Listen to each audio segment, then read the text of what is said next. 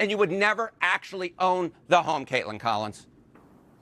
And that does not sound ideal. Harry, no, it doesn't. Thank you for breaking down those numbers for us. And I want to talk about this more. We have another economic source here with us tonight. Justin Wolfers is a professor of economics and public policy at the University of Michigan. And Justin, when you look at this and you look at the numbers that Harry just pointed out, the average age of first-time home buyers in the United States, it's a record high of 40 years old right now. I mean, so as Harry noted, a person could be paying off a home well into their 90s.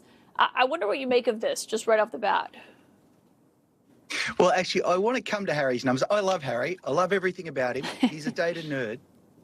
But I'm an economist, so I get to add something to the cake. So when he did his math, he said, what if the 50-year loan is the same rate as a 30-year loan? That's actually too optimistic. For a bank, a 50-year mortgage is actually riskier because there's more things that can go wrong in between. A reasonable guess is, in fact, that the interest rate on a 50-year mortgage would be 0.5% or even 1% higher than it would be under a 30, which means, here's my math, for a typical home, the monthly payment would move from $3,100 to $3,000, not very much at all. So you'd save almost nothing on the monthly mortgage and you have to pay for another 20 years. The point that you make, that if I take a loan, even at age 35, the idea that the perfect house for me at age 35 is the same house I would have chosen at age 85 doesn't make any sense whatsoever. So there's a fundamental problem here, which is trying to fix what's going on with our housing market by fiddling with the mortgage market is misdiagnosing the problem. Yeah, I mean, we've seen so many people in Trump's world who are upset about this and saying that this is unrealistic and that they agree with what you're saying. And, you know, just on the economy overall, as we've been looking at this and what people can afford, what the economy looks like now, the president has been insisting that prices are down. He's been arguing basically that beef and the price of that is the only issue. I want you to listen to something he had to say. I think this. We are doing phenomenally well. This is the greatest economy we've ever had. Their talking points, oh, costs are high, costs are high. By the way, the only thing is beef. Beef is a little high because the ranchers are doing great. Coffee, we're going to lower some tariffs. We're going to have some coffee come in. I wonder what you make of that, given it is dozens of grocery prices that are up since he took office in January. Look, every word the president just said is a lie.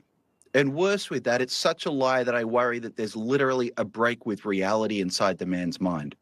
I can tell you that because I'm a statistics nerd. You can go to the Bureau of Labor Statistics. They've got people in supermarkets all across the country, and almost every category of goods or services sees the prices rising.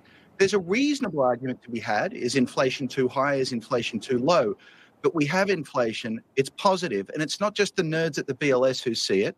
When companies are giving their earnings reports, they're telling us they're raising their prices. And every single viewer on the other side of this television set knows exactly what's happening, which is prices are rising. I don't understand the logic of looking us in the eye and telling us an outright falsehood.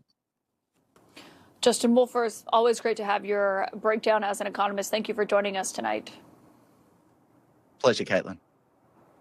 Up next, you're going to want to hear what the newly elected, not so newly elected, but will be newly sworn in tomorrow, Democrat Adelita Grijalva said that she plans to say to the House Speaker Mike Johnson when she is finally sworn in 7 weeks after winning her seat in the House.